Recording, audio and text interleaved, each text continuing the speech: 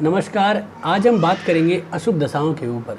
अशुभ दशाओं से संबंधित हमने पहले भी 3 वीडियोस बनाए हैं और ये इस सीरीज़ का चौथा वीडियो है। हमारे इस यूट्यूब चैनल पे 600 से भी अधिक फलादेश यानी कि प्रेडिक्टिव एस्ट्रोलॉजी के ऊपर वीडियो है। ये वीडियो जो है वो कृष्ण मूर्ति पद्धति के ऊपर बेस्ड है। वैसे तो आपकी कोई भी ज्योतिष हो, लेकिन मेन बात है फलादेश करना और लाभ लेना।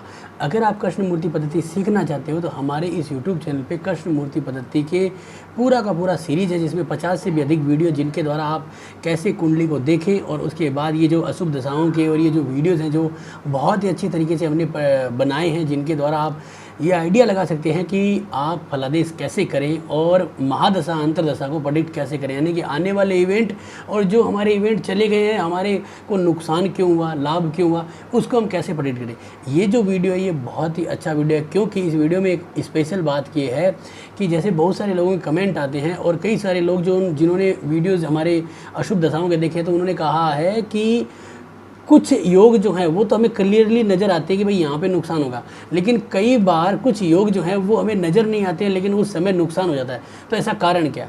इसका कारण है आपको देश काल और रीति के अकॉर्डिंग समझना कि हम क्या चीज़ प्रेडिक्ट कर रहे हैं। जैसे कि जब आप व्यापार को प्रेडिक्ट करते हो तो जरूरी नहीं है कि 8th हाउस या 12th हाउस या 5th हाउस ही अशुभ परिणाम देगा।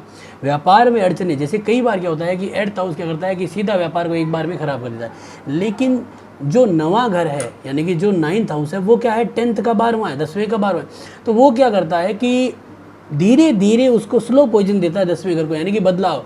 जैसे आप एक अच्छा व्यापार कर रहे हो, आपको लगता है कि यार मेरा व्यापार में मज़ा नहीं आ रहा है, आप दूसरे व्यापार की तरफ जाते हो, तो आप पुराने वाला व्यापार भी कर रहे हो और दूसरे वाला व्यापार में भी हाथ डाल रहे हो, धीरे धीरे वो भी आगे बढ़ा रहे हो। कई बार भाग्य अच्छा होता है तो हम उसको पकड़ लेते हैं, कई बार हम क्या करते हैं दोनों के बीच में फंस जाते हैं और धीरे धीरे दोनों में पूंजी जो है वो निवेश करके ख़राब करना शुरू कर देते हैं। तो इस तरह की जब चीज़ें आ जाती है तो हम उसको कैसे प्रेडिक्ट करेंगे, देख लेते हैं इस वीडियो के माध्यम से। सबसे पहले आपके सामने एक जन्म कुंडली है, बहुत ही अच्छी जन्म कुंडली है। इस कुंडली के अंदर अगर हम देखते हैं तो 10वें घर के अंदर राहु बैठा है और राहु मिथुन राशि का है, उच्च का है, एक्सोल्टेड है। और आपके चौथे घर के अंदर शुक्र, बुध और केतु बैठा है, तीनों ग्रहों की युति है। यहाँ पे केतु के नक्षत्रों में बुध और शुक्र है, तो इसका मतलब क्या है कि एक तरह से जड़त्व दोष और अशुभ योग बनते हैं। तो हमारा जो आज का विषय है वो है यहाँ पे आपके जो व्यापारिक संबंधित यानी कि बिजनेस प्रोस्पेक्टिव, यानी कि व्यापार में किस तरह के योग रहेंगे। सबसे महत्वपूर्ण क्या है कि आपको ये देखना कि लग्न और 10th हाउस ये दोनों, क्योंकि व्यापार के अंदर आपको, व्यापार वैसे तो 7वां घर है, लेकिन व्यापार का हम ऐसे मानी कर्म के अंदर उतार चढ़ाव को दिखाना। तो सबसे पहले 10वें घर का कस्पल सबलॉर्ड जो है वो वीनस है। देखिए यहाँ पे अगर हम देखेंगे तो 10th हाउस का जो कस्पल सबलॉर्ड यानी कि उप नक्षत्र स्वामी शुक्र है, और शुक्र जो है वो हमारी जन्म कुंडली के अंदर चौथे घर के बैठा है, धनु राशि का है, तीसरे घर के अंदर बैठा है, यानी कि भाव चलित कुंडली में यहाँ से वो तीसरे घर में चला जाता है, क्योंकि जो चौथा घर है वो 26 डिग्री पे उदय हुआ है। अब यहाँ पे क्या करता है कि तीसरा जो घर है वो चौथे का 12वां है, तो जहाँ पे वो जन्म कुंडली में बैठा है उससे वो अपने एक घर पीछे गया है, और उसके बाद वो दूसरे और 9वें घरों का मालिक है, केतु के नक्षत्र में है और केतु के ही उप नक्षत्र में है। तो यहाँ पे हम अगर अब देखते हैं तो यहाँ पे 3 3 2 9 दिखाता है। अब 3 और 9 क्या है, परिवर्तन है। 10वें का 12वां है, तो व्यापार को हानि तो नहीं करेगा, लेकिन व्यापार में परिवर्तन की कोशिश करेगा, यानी कि आपका ट्रांसफ़र हो जाए, स्थानांतरण हो जाए, विदेश का व्यापार हो या फिर जो है वो दूसरी जगह का, या मतलब यानी कि दूर का व्यापार भी दिखाता है। तो हम इसको समझते हैं तरीके से। देखिए तो लग्न में जो 3 और 9 मिला है, 3 का मतलब चौथा घर का 12वां, यानी कि जो हमारी प्रॉपर्टी है, व्यापार हमारी प्रॉपर्टी है, जहाँ से हम पैसा कमाते हैं, अपनी धन सुख सुविधाएं बनाते हैं। तो एक तो ये माइनस पॉइंट है 3 घर, और एक होता है हमारा 9th हाउस। ये क्या है, ये माइनस पॉइंट आपके साइलेंट हैं, ये नुकसान देते हैं। कब देते हैं, जब कोई इनको सपोर्ट कर देता है तब नुकसान देता है, ऐसे नहीं देंगे। ये ऐसे यहाँ पे आपके लिए फ़ायदेमंद है कि भाई आप कमीशन से, दलाली से, या आप जो है मार्केटिंग से भी पैसा कमा सकते हैं, विदेश से, ट्रांसपोर्ट से भी पैसा कमा सकते हैं। अब यहाँ पे शुक्र केतु के नक्षत्रों में था, तो केतु यहाँ पे 3 3 10 1 5 6 और 9, देखिए 1 6 और 10 बहुत बढ़िया है, लेकिन यहाँ पे 3 5 और 9 ये एक थोड़ा सा माइनस पॉइंट है, लेकिन ये बहुत बड़ा माइनस पॉइंट नहीं है। लेकिन यहाँ पे ये कह सकते हैं कि जो 10वां घर है उसमें एक माइनस पॉइंट जरूर है। देखिए वैसे तो हर व्यक्ति के कर्म में कुछ ना कुछ माइनस पॉइंट होता है, लेकिन जब हम फलादेश कर रहे हैं, जब हमारे सामने कुंडली आई है, तो उसके लिए हम सब चीज़ें प्रेडिक्ट करेंगे। तो यहाँ पे जो हमें नज़र आता है उसको हम आगे लेके चलते हैं। केतु के ही नक्षत्र में और केतु के ही उप नक्षत्र में यहाँ पे बैठा है शुक्र। तो केतु, राहु और शनि ये डेंट होते हैं। यहाँ पे थोड़ा सा माइनस पॉइंट हम लेके चलते हैं। अब यहाँ पे हम क्या करते हैं कि इस जन्म कुंडली के अंदर ये देखते हैं कि हमारा जो लग्न है उसका कसफल सबलोड क्या है। लग्न का कसफल सबलोड जो है वो राहु है। देखिए 10th हाउस और लगन, लगन क्योंकि लगन आपका शरीर है, आपकी जन्म कुंडली और आप है। नुकसान होना है वो आपके लगन पे होगा, क्योंकि हमारे अगर व्यापारिक हानि होनी है तो हमें होगी, यानी हमारे लग्न को होगी। तो जो लगन का उप नक्षत्र है वो आपका राहु है। राहु यहाँ पे हमें 9th हाउस दिखाता है, राहु के नक्षत्र में और शनि के उप नक्षत्र में। तो ये सारा का सारा जो स्टारर फैमिली है राहु की वो खराब है। राहु के नक्षत्र में और शनि के उप नक्षत्र में। राहु हमें 4, 9, 9, 4, 1, 2, 3 और 10, तो 3, 9 हमें यहाँ पे मिला है, 1, 4 और 10 मिला है, 2 मिला है, 2, 4 और 1, 10, ये बहुत बढ़िया है। लेकिन 9 और 3 ये थोड़े से काटने वाले। अब राहु के नक्षत्र में है तो फिर से 9 एक्टिव है, और शनि जो यहाँ पे 9, 5 एक्टिव करते हैं, और यहाँ पे 6 भी आया है, और यहाँ पे 8 और 4, 11 है। तो कुल मिला के शनि कोई अशुभ नहीं है, ठीक है। लेकिन हमें ये जो 9 और 5, 6 मिला है ये क्या है। अब देखिए हर जगह 9, 3, 9, 5, 6 में, इसका क्या है इसको समझिए।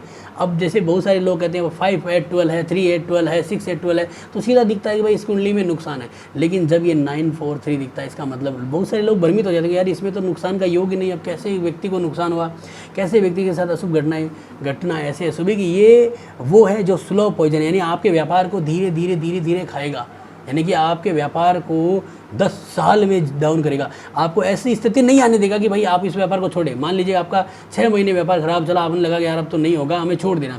अचानक 2 महीने बहुत अच्छी ग्रोथ आ गई, आपने सोचा यार अच्छा हुआ, फिर आप थोड़ा बहुत और लोन लोगे, और जो है लोगों से पैसा इकट्ठा करोगे, कुछ इन्वेस्टर लाओगे और उस व्यापार में धकेलोगे, वो 4 महीने फिर बैठेगा, फिर 1 महीने उठेगा, यानी कि आपको वो धीरे धीरे स्लो पॉइजन देगा। और आपका पूरा का पूरा, यानी तीसरा घर क्या, चौथे का 12वां, आपकी पूरी प्रॉपर्टी समेटने के लिए आया है वो।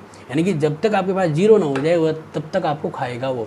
तो इसका मतलब क्या है, यहाँ पे आप इस चीज़ को तेज काल और इधर अपने दिमाग का यूज करें। सबसे ज़्यादा पद्धति जो है कोई भी हो फलादेश करने की, सबसे बड़ी चीज़ है आप थोड़ा सा धीरजाई से अपने दिमाग को प्रयोग करें कि मैं किस तरह से इसको समझूँ। हर भाव कुछ न कुछ देगा। जैसे कि 10वें भाव का जो 12वां होता है, 10वें का जो 8वां है वो 5वां है, यानी कि 1, 2, 3, 4, 5, 6, 7 और 8। तो यानी कि यहाँ पे आप इस चीज़ को भी समझ सकते हैं कि अगर 5वां अगर सिग्निफिकेंट हो रहा है, इसका मतलब वो कर्म को काट रहा है, कर्म की मृत्यु है। तो हमें उस तरह से देखना है। और 10वें का 12वां जो है वो आपका 9वां है। तो अगर एक तरफ 8वां घर और एक तरफ 12वां घर दोनों दिखा रहे हैं तो कर्म का तो 8, 12 हो गया। तो इसी तरीकों को हमें समझना है। तो हमें एक तो ये सिग्निफिकेंस मिला है। अब हम अगर इसकी दशाओं को देखेंगे, देखिए जातक का जन्म 1982 का है, तो इस हिसाब से अगर हम इसको देखते हैं तो 2008 से इसका जो है करियर पूर्ण रूप से स्टार्ट हुआ है। तो वो राहु की दशा में स्टार्ट हुआ है। तो सबसे पहले राहु को प्रेडिक्ट करिए। राहु यहाँ पे 9, 9, 2, 3, 4, यानी अच्छा भी है और बुरा भी है। 9 आ रहा है, इसका मतलब इसी दशा में भाग्य उदय भी होगा और इसी दशा में भाग्य को यानी कि जो ये गए भाग्य को कोसने वाला कार्य भी यहाँ पे होगा। तो यानी कि हम यहाँ कह सकते हैं राहु के नक्षत्र में है और शनि के उप नक्षत्र में है। तो राहु यहाँ पे 9, 9 दिखा रहा है और 4, 1, 2, 10 दिखा रहा है। तो बहुत अच्छा भी है और बुरा भी है। और बुरा क्या है, ऐसे दिखने में बुरा नहीं है, साइलेंट बुरा है। इसको आप इस तरह से समझे। अब राहु शनि के उप नक्षत्र में, राहु के नक्षत्र में तो फिर 9 मिला, शनि के उप नक्षत्र फिर, यानी कि इसकी जो स्टारर फैमिली है, यानी कि प्लेनेट नक्षत्र और उसका उप नक्षत्र, प्लेनेट, स्टार लॉर्ड और सब लॉर्ड, तीनों में क्या है कि 9 हो गया। और सब लॉर्ड जो है सबसे स्ट्रॉन्ग होता है, यानी कि हर ग्रह का सब लॉर्ड सबसे स्ट्रॉन्ग है। तो सब लॉर्ड में आपको जो है वो 5 और 9 मिल रहा है, यानी कि और शनि जो है वो क्या है, स्टार अनटैलेंटेड। इसका मतलब वो 5 का रिजल्ट हार्डली देगा ही देगा। इसका मतलब क्या है, 5, 9 मिल गया। इसका मतलब व्यापार में परिवर्तन। तो राहु की दिशा में व्यापार में परिवर्तन होकर वैसा व्यापार भी मिलेगा जिसमें लाभ हो और ऐसा व्यापार भी मिलेगा जिसमें हानि भी हो, यानी कि वही व्यापार इसको हीरो बनाएगा और वही व्यापार जीरो भी कर सकता है और करेगा भी। अगर कुंडली में ऐसे दोष होंगे तो जरूर करेगा। यहाँ पे अगर हम चौथे घर में देखते हैं तो देखो केतु और बुध के अंदर जड़त्व दोष है, तो ये भी एक बड़ा नुकसान होता है। इसके ऊपर भी वीडियोज़ बनाएंगे हम आगे आने वाले वीडियोज़ में वैदिक ज्योतिष के ऊपर। लेकिन यहाँ पे हमें नज़र आ रहा है जो यहाँ पे अशुभता के योग दे रहा है। अब यहाँ पे एक चीज़ को समझना है, यहाँ पे महत्वपूर्ण क्या है, इस चीज़ को समझिए कि जो आपकी दशा है उसमें क्या है कि लाभ भी है और हानि भी है। तो अब जो बुरी दशा आएगी, जैसे कि हम इसमें कह सकते हैं कि सबसे बुरा हम इसमें शनि को लेते हैं, क्योंकि शनि 9 और 5 दे रहा है। अगर हम इसको पूरा देखते हैं तो यहाँ पे देखिए, तो यहाँ पे सूर्य भी ठीक है, चंद्रमा भी ठीक है, और मंगल जो है वो ठीक नहीं है, यानी कि मंगल 4, 12, 3, 8 दे रहा है, ये गड़बड़ है, और अनटैलेंटेड भी है।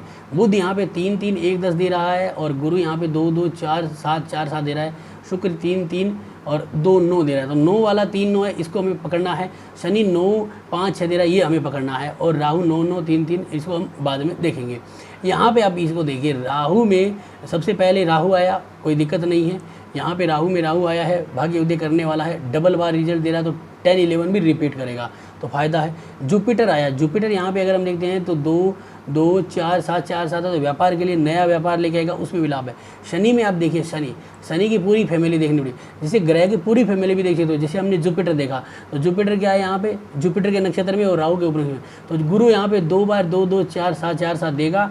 उसके बाद राहु के उप नक्षत्र में आएगा तो 9, 9, 4, 1, 10, तो यहाँ पे हमें लाभ मिल रहा है। शनि को अगर हम देखते हैं तो शनि क्या है, शनि यहाँ पे जन्म कुंडली के अंदर हम उच्च का है, राहु के नक्षत्र में, राहु के उप नक्षत्र में, तो यहाँ पे शनि क्या करेगा, 9, 1, 5 और यहाँ पे 6 देगा।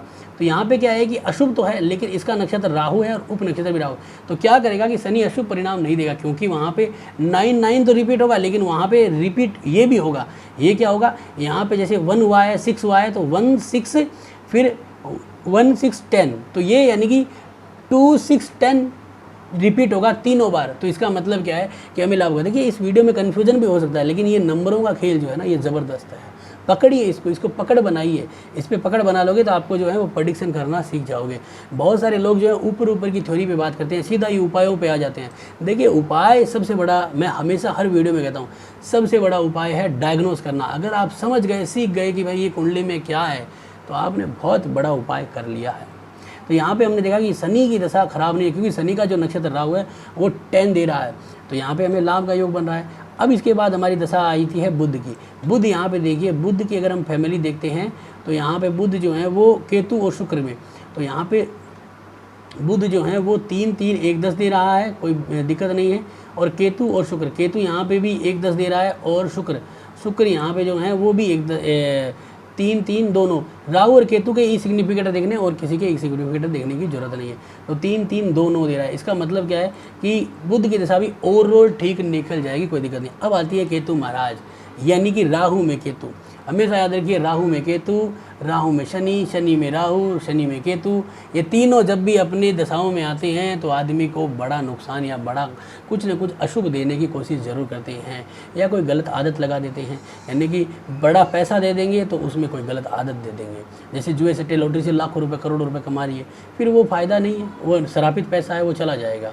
तो ये भी यहाँ पर योग बनता है देखने के लिए। अब राहु में केतु, केतु को देखिए, सबसे पहले केतु को देखते हैं तो केतु के नक्षत्र में और शनि के उप नक्षत्र में, यानी कि शनि का उप नक्षत्र है। यहाँ से ही आप आइडिया लगा लीजिए, क्योंकि हमने कहा था कि उप नक्षत्र सबसे ज़्यादा रिजल्ट देता है। तो शनि केतु के नक्षत्र में, तो केतु हमें 3, 3, 5, 9 देता है, और 1, 6 और 10 भी देता है।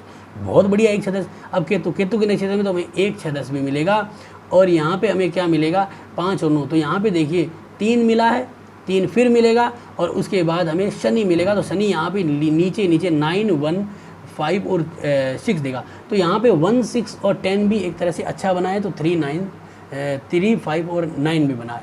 तो कुल मिला के देखा तो शुभ और अशुभ दोनों में। तो केतु की दशा में जो रिजल्ट मिलेंगे उसमें क्या होगा कि लाभ हानि होता रहेगा, और जब तक जो है वो फंसता जाएगा। तो केतु के बाद अब हम शुक्र को देखते हैं, यानी कि अगली दशा जो है वो शुक्र की है, 2020 में लगती है। शुक्र जो है वो कुंडली के लिए नवमेश है, तो स्ट्रांगली 9वें घर का रिजल्ट देगा। और शुक्र जो है वो जन्म कुंडली का मार्केश भी है, और यहाँ पे केतु के साथ है, और केतु के साथ होने से एक ही नक्षत्र में है और केतु के नक्षत्र में है, तो यहाँ पे थोड़ी सी अड़चनें जरूर देगा। शुक्र केतु के नक्षत्र और केतु के ही उप नक्षत्र में। अब शुक्र जो है वो 3, 3, 2, 9 दे रहा है, तो यानी कि 3 और 9 के परिणाम मिल रहे हैं। केतु जो है वो हमें 3, 3 के स्ट्रांगली परिणाम दे रहा है, साथ में 5 और 9 के परिणाम भी दे रहा है, यानी कि डबल बार रिपीट होता है 5 और 9, यानी कि 3, 3, 5, 9 जो रिपीट हो रहा है डबल बार, और उसी के साथ जो है वो 1, 6 और 10 भी रिपीट हो रहा है। तो यानी कि केतु की तरह शुक्र की दशा भी हमें अशुभ परिणाम देगी, क्योंकि उसमें भी हमें फायदा नहीं है, 11 है नहीं। दूसरा क्या कर रहा है कि जन्म कुंडली का नवमेश है, और दूसरा क्या कर रहा है केतु के नक्षत्र, केतु के उप नक्षत्र, केतु डेंट होता है और साथ में 3 9 के परिणाम 2 बार दे रहा है, तो हमें अड़चने देगा। और क्या कर रहा है कि कर्म का 12वां है, कर्म की मृत्यु कर रहा है, तो ये सबसे स्ट्रॉन्ग ग्रह हो जाता है कुंडली के अकॉर्डिंग। तो यानी कि हम ये कह सकते हैं कि जातक के केतु और शुक्र दोनों ही अशुभ जाएंगे। अब जातक की शुक्र की दशा जो है वो 2023 तक पड़ी है, 5 मई तक। तो अब आज की डेट में अगर हम देखते हैं तो ये क्लियरली कह सकते हैं कि मई 2023 तक आपको जो है वो राहत के ये जो चांस है वो कम आएंगे, क्योंकि आप चाहे अब इसमें कोई भी उपाय करिए, उपाय बहुत सारे हैं, लेकिन योग जो हैं वो बदलते नहीं हैं, भाग्य में लिखा बदला नहीं जाता है। इसीलिए मैं हमेशा कहता हूँ सबसे बड़ा जो रेमेडीज है, सबसे बड़ा उपाय है वो है फलादेश। अब आपने देख लिया कि मई तक खराब, तो आप उपाय करिए और विश्वास रखिए। अब आप क्या करते हो, 50,000 का उपाय करवा देते हो, 20,000 का रतन पहना देते हो, अब उसका रिजल्ट नहीं आता तो आदमी क्या करता है और ज़्यादा तनाव में आ जाता है कि यार भगवान विश्वास ही नहीं कर रहा है, ज्योतिषी गलत हो रही है। तो कारण क्या है, इसका कारण यही है कि आपको अब अगले व्यक्ति से आप उपाय कराएं और क्लियर ही कहिए कि भाई तुम्हें मई तक का टाइम लगेगा। आज की डेट से देखते हैं सितंबर 2022 से, तो हम कह सकते हैं कि भाई 6 महीने तुम्हें 9 महीने का समय लगेगा, इसके बाद धीरे धीरे रिजल्ट आएगा। तो ये बात कहने से व्यक्ति को थोड़ा सा लाभ मिलता है और उसको थोड़ा सा ये सुकून मिलता है कि भाई अभी हमारा थोड़ा समय ख़राब है, हमें ध्यान से चलना है, आगे हमारा अच्छा आएगा। अब ये नहीं है कि बहुत सारे लोग क्या करते हैं, आते हैं और बस ये स्टोन पहनो, ये करो, ये आपको ये करो, ये इतना उपाय करो और आपका काम बन जाएगा, 2 महीने में रिजल्ट आना शुरू हो जाएगा। 2 महीना निकल जाता, रिजल्ट आता नहीं। तो यही सबसे बड़ा उपाय है कि आप इस चीज़ को समझिए। अब इसमें आप शुक्र के, केतु के मंत्र कर सकते हो, बुध के मंत्र कर सकते हो, यहाँ पे राहु के उपाय भी कर सकते हो। इसके बाद सूर्य आएगा। सूर्य को देखिए, सूर्य जो है वो 3 2 1 10 और 12, तो 3 12 है, यहाँ पे 1 और 10 है। आप सूर्य के परिवार को देखते हैं कि पूरा का पूरा सूर्य जो है वो बुध के नक्षत्र में और सूर्य के ही उप नक्षत्र में। तो यहाँ पे क्या है, बुध के नक्षत्र में आने से 3 3 1 10, तो 1 10 का सपोर्ट इसे यहाँ पे मिला है सूर्य के द्वारा। और यहाँ पे हमें सूर्य में 1 10 मिल गया, यहाँ पे भी 1 10 मिल गया, और फिर से हमें 3 2 1 12, तो कुल मिला के 10 2 1 10 और हमें 2 बार मिला है प्लेनेट में, स्टार लॉर्ड में और सब लॉर्ड में भी मिल गया, तीनों में मिल गया 1 10 1 10, लगातार 1 10 1 10 मिल गया। तो हम कह सकते हैं कि सूर्य अच्छा जाएगा। तो हम पूर्ण रूप से विश्वास कर सकते हैं कि जातक को ये जो जुलाई 2023 से जब सूर्य की दशा लगेगी तो जातक के लिए लाभ होगा, और भगवान करे ऐसा ही हो जैसा कि हमने सोचा है। तो कुंडली में इस तरह से हम आंकलन लगाएंगे। तो आज का ये वीडियो आपको कैसा लगा ज़रूर बताएं। अच्छा लगा तो लाइक करें, शेयर करें, सब्सक्राइब करें। धन्यवाद दोस्तों।